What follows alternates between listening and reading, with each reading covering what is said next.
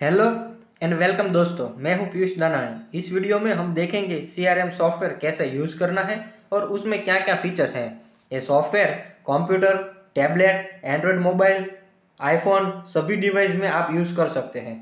ये software specially sales और marketing company या फिर सर्विस बेस्ड कंपनी या ऐसी कंपनी जिसे अपने क्लाइंट का रिकॉर्ड और एम्प्लॉय वाइज वर्क रिपोर्ट जैसे डेटा मैनेज करने होते हैं। सॉफ्टवेयर में लॉगिन करने के लिए आपको एक लिंक मिलेगी। उस लिंक पर क्लिक करोगे तो आपको ऐसी स्क्रीन दिखेगी। उसमें आपको आपका आईडी और पासवर्ड एंटर करना है। फिर जैसे आप लॉगिन पर क्लिक करोगे आपको ऐसी स्क्रीन दिखेगी। जब हम लॉगिन करेंगे तो हमें सबसे पहले ऐसी स्क्रीन दिखेगी। इस स्क्रीन में हमारे सारे रिकॉर्ड, हमारे सारे इंक्वायरी और हमारे सारे वर्क हो गए। अभी मैं डेमो दे रहा हूँ तो इसमें ज़्यादा एंट्री नहीं है। हम सबसे पहले देखते हैं कि इसमें यूज़र कैसे ऐड करने हैं। यूज़र यानी हो गए हमारे एम्प्लॉय। आपकी कंपनी में जितने भी एम्प्लॉय है, चाहे मार्केटिंग टीम वाले एम्प्लॉय है या फिर सर्विस टीम वाले हैं, इंजीनियर है, मैन्युफैक्चर वाले, जितने भी एम्प्लॉय है जिस चीज़ को आप वर्क दे रहे हो वो सारे एम्प्लॉय हमें इसमें ऐड करने होंगे। जितने जितने एम्प्लॉय आप इसमें ऐड करोगे उन सबके एक आईडी और पासवर्ड जनरेट होगा। वो आईडी और पासवर्ड से वो उसके मोबाइल में एक्सेस कर पाएंगे, उसके मोबाइल में या पीसी में एक्सेस करेंगे, वो वहाँ से वर्क करेंगे, आपको इधर पर दिखेगा। मैं आपको दिखाता हूँ एग्जांपल। सबसे पहले हम ऐड यूज़र में जाते हैं। ऐड यूज़र में जाने के बाद हमें वहाँ पर हमारे एम्प्लॉय ऐड करने हैं। यहाँ पर आएगा यूज़र आईडी। मैं ये यूज़र आईडी हटा देता हूँ। मैं एक सिंपल सा नेम लिख लेता हूँ ताकि आप इजीली समझ सको, और उसका पासवर्ड भी मैं वही रख देता हूँ। उसके बाद उसका नेम लिखना है।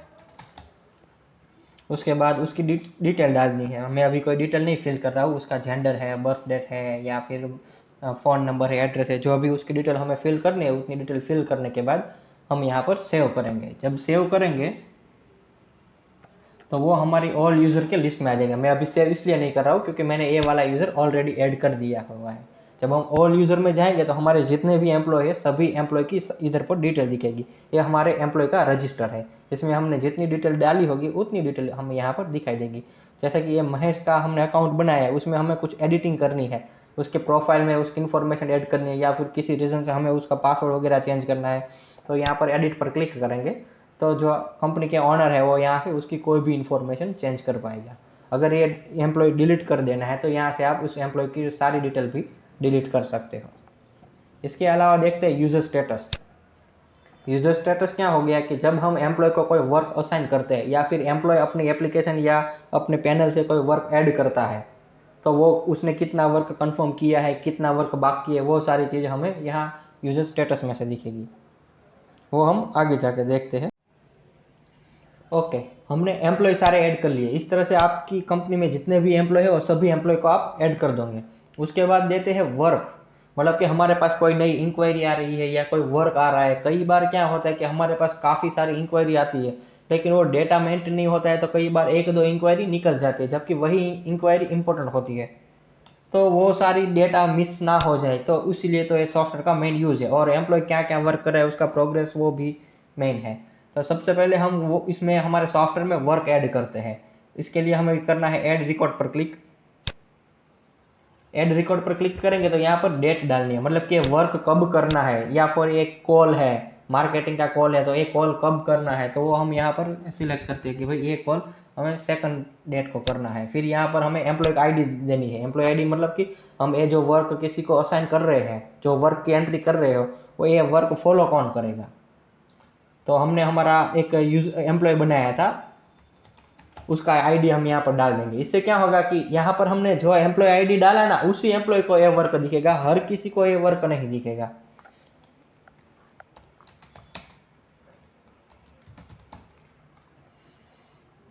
यहाँ पर कस्टमर का नाम लिख दिया, जो इंक्वायरी आई है उसका। फिर यहाँ पर कोई भी एड्रेस डाल देते हैं हम उसका। यहाँ पर उसकी मोबाइल नंबर डाल देते हैं। फिर यहाँ पर पिन नंबर या फिर ईमेल आईडी, क्या वर्क करना है वो यहाँ पर लिख लेंगे। अगर सपोज उसकी इंक्वायरी है तो वो सब डाल देते हैं। रिमार्क में कुछ डालना है तो उसको किस चीज़ की रिक्वायरमेंट थी वो डाल देते हैं और फिर यहाँ पर सेव कर लेते हैं। अभी ये चीज़ सेव करने के बाद दो जगह पर दिखेगी। एक महेश को उसके एडमिन पैनल में दिखेगी और एक जो कंपनी का बॉस है, एचआर डिपार्टमेंट है, एक उसको दिखेगी। ये जो हमारी अभी स्क्रीन देख रहे हो ये हमारी मेन एडमिन पैनल है। मैं दूसरी स्क्रीन पर ये जो महेश का अकाउंट है उसमें लॉगिन कर लेता हूँ।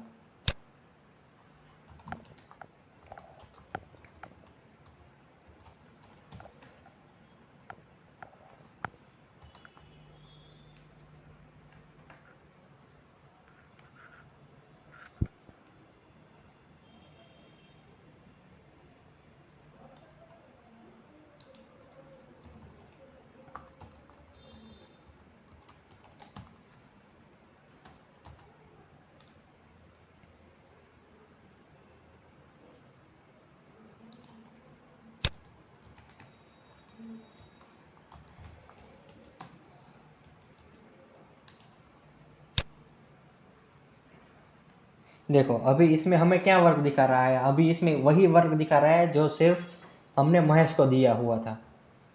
और वहां पर भी दिखेगा कि उसे कौन सा वर्क कौन सी डेट पे करना पड़ेगा। जब उसके पास बहुत सारा वर्क होगा तो इसमें टॉप पे वो वर्क दिखाएगा जो उसको पहले करना है। उसी तरह हम एडमिन पैनल में भी देखते हैं, एडमिन पैनल में भी जितने भी वर्क है वो वर्क डेट वाइज ही दिखाएगा।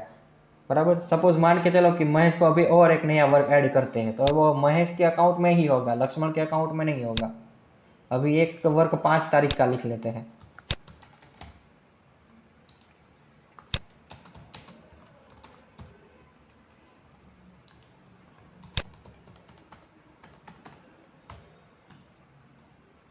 और फिर बाकी की डिटेल मैं अभी नहीं फिल कर रहा हूँ, सेव कर देते हैं।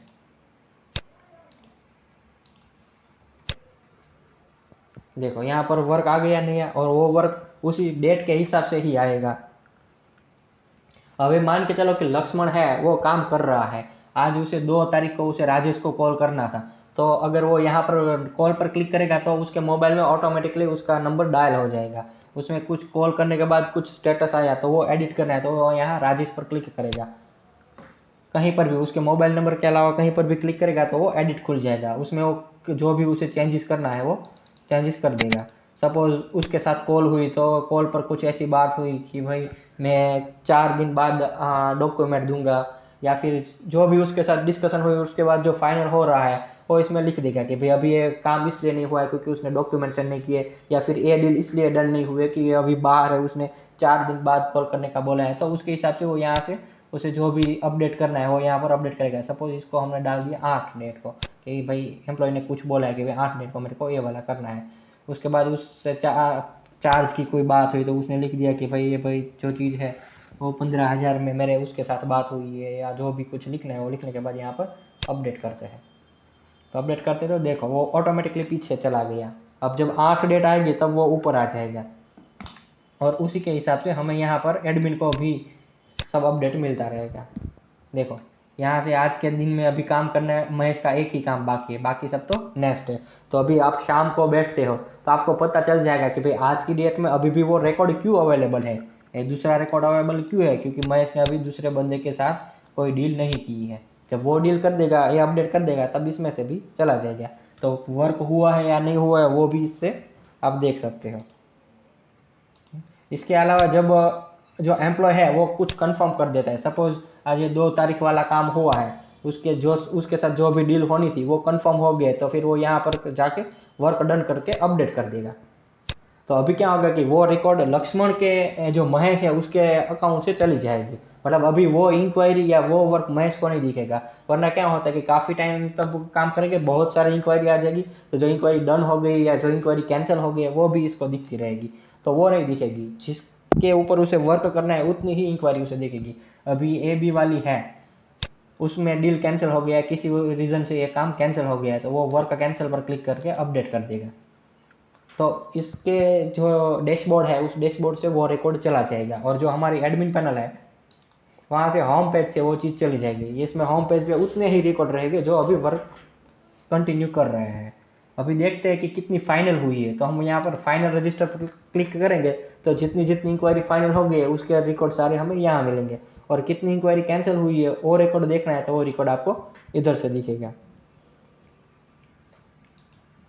रजिस्टर में पर क्लिक करेंगे तो सारी इंक्वायरी दिखाएंगे। अभी हमें ये देखना है कि किस एम्प्लॉय ने कितना वर्क किया है।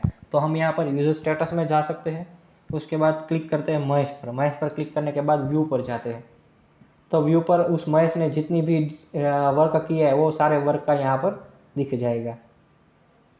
कि उसने टोटल कितना वर्क किया है, कितना वर्क बाकी है, ए टू जेड चीज़ें वहाँ पर दिख जाएगी। अभी कई बार क्या होता है कि कुछ कंडीशन में जो हमारे एम्प्लॉय है वो खुद नई इंक्वायरी लाते हैं या कुछ लीड या कुछ वर्क वो खुद लेके आते हैं। तो कैसे होगा कि जो एम्प्लॉय है, मतलब कि जो महेश करके एम्प्लॉय है, वो उसकी एडमिन पैनल में वो अपना नया वर्क ऐड करेगा। ऐड न्यू वर्क पर जाके वो यहाँ से डेट डालेगा कि भाई ये नया वर्क है, मुझे इस दिन पर करना है, या फिर मैंने आज के दिन किया, या फिर करने के बाद अभी मुझे नेक्स्ट फॉलोअप इस दिन का है, वो जो भी नेक्स्ट फॉलोअप डेट है वो डेट डालेगा, क्लाइंट का नेम डालेगा,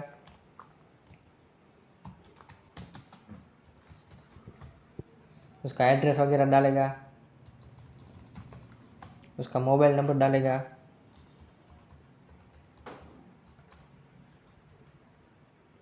उसका जो भी वर्क करना है वो सारा वर्क की इन्फॉर्मेशन इधर पर डालेगा, जो उसके साथ चार्ज की कुछ बात हुई तो वो अमाउंट डालेगा, स्टेटस वगैरह डालने के बाद यहाँ पर सबमिट पर क्लिक कर देगा।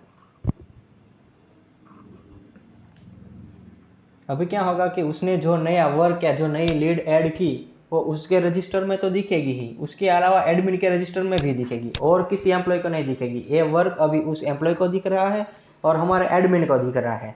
सीआरएम सॉफ्टवेयर का मेन पर्पज़ क्या है कि हमारे वर्क को मैनेज करे और इम्पोर्टेंट डेटा मिसमैच ना हो और डुप्लीकेट डेटा जनरेट ना हो। फॉर एग्जांपल, हमारा एम्प्लॉय हमारी सिस्टम पर जब लॉगिन करेगा तब उसे उतना ही वर्क टॉप पर सबसे पहले दिखेगा जो उसे आज करना है, और कंपनी के बॉस को भी सबका स्टेटस दिखेगा कि कौन एम्प्लॉय ने कितना वर्क किया और कितना वर्क पेंडिंग रखा, जिससे बॉस कितना भी बिजी हो या कंपनी से बाहर किसी काम में हो, उसे सारे रिपोर्ट सिर्फ एक ही क्लिक में मिल जाएंगे। इसके अलावा इस सिस्टम में डुप्लीकेट डेटा जनरेट नहीं होगा।